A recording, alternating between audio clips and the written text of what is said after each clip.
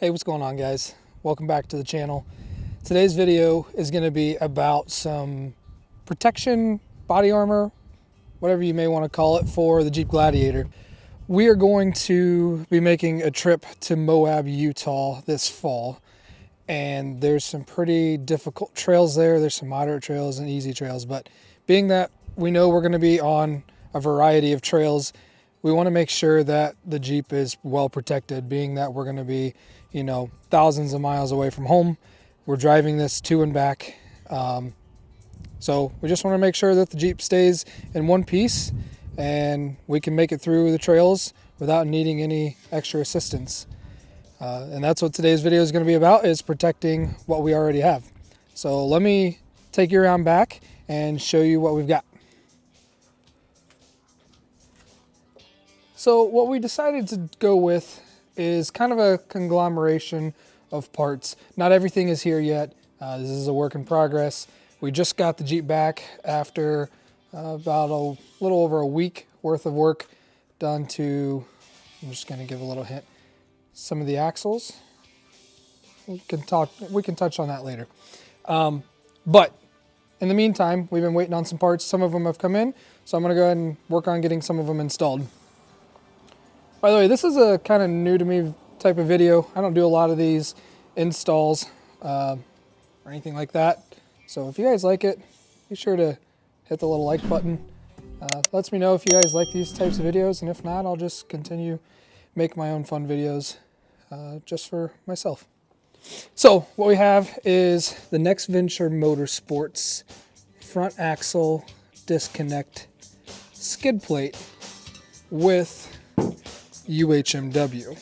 This skid plate is silver zinc plated, and it's laser cut from 1/4 inch steel, which is twice the thickness of the factory skid. With the bolt-on layer of UHMW, which if you don't know what UHMW is essentially like a plastic. It's ultra high molecular weight, if I'm not mistaken, is what UHMW stands for.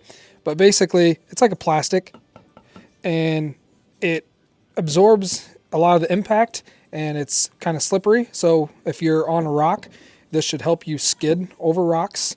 There's some torque bolts, looks like, that hold these on, so you could replace it if you needed to get a replacement. And this is just a bolt-on mod. That's one of the reasons I chose this. Now, one of the other things, like I said, this is a conglomeration of skids and protection that we're doing. The reason it's a conglomeration is I didn't just go with Next Venture for everything.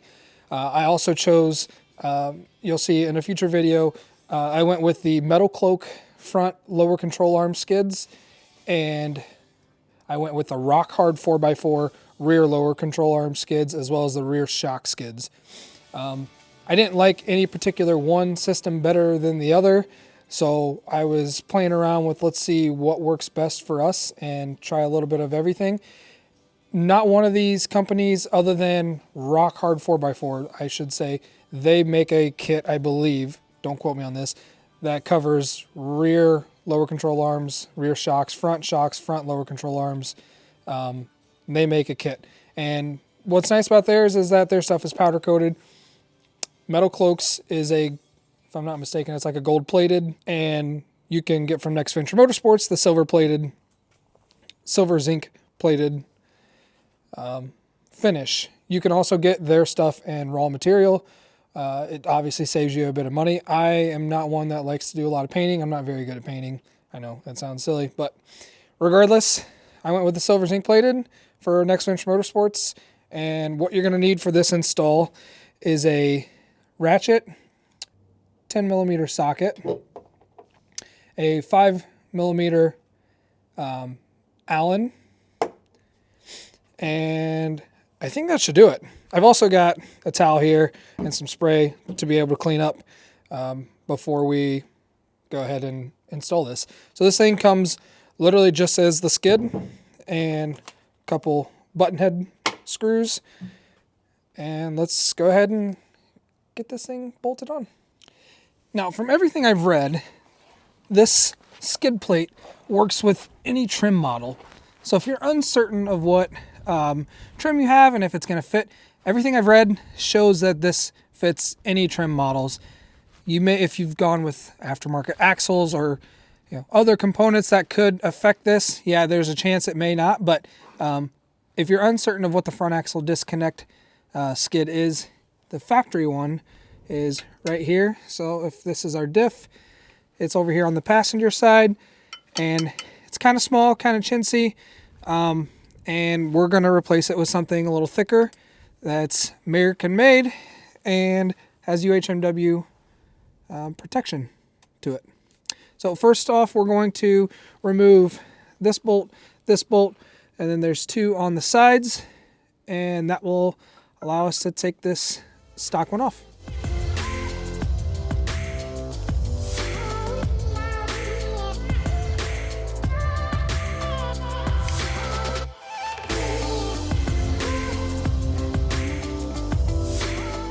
Okay, so now that the skid is off, I'm gonna take a second to wipe down the surfaces, clean them up, and then we'll start putting the new one on.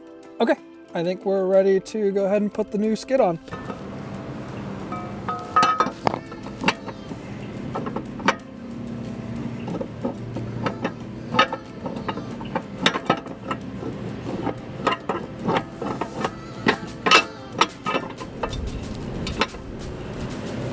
Okay, after you play Tetris with it, you can start the bottom bolts.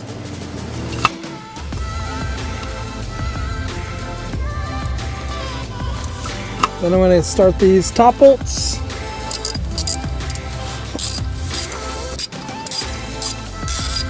Now I'm just going to tighten, start on the other side.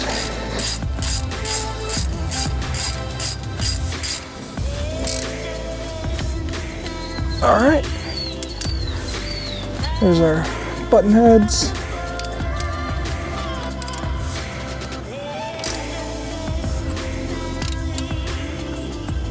All right, there's one top bolt. One more top bolt to go. Now I'm gonna give you a little pro tip. If you've got a 10mm ratchet wrench, this might work better in this instance. I'm gonna go grab mine and then we'll finish this job up. Let me show you what I'm talking about. That one bolt is right in there.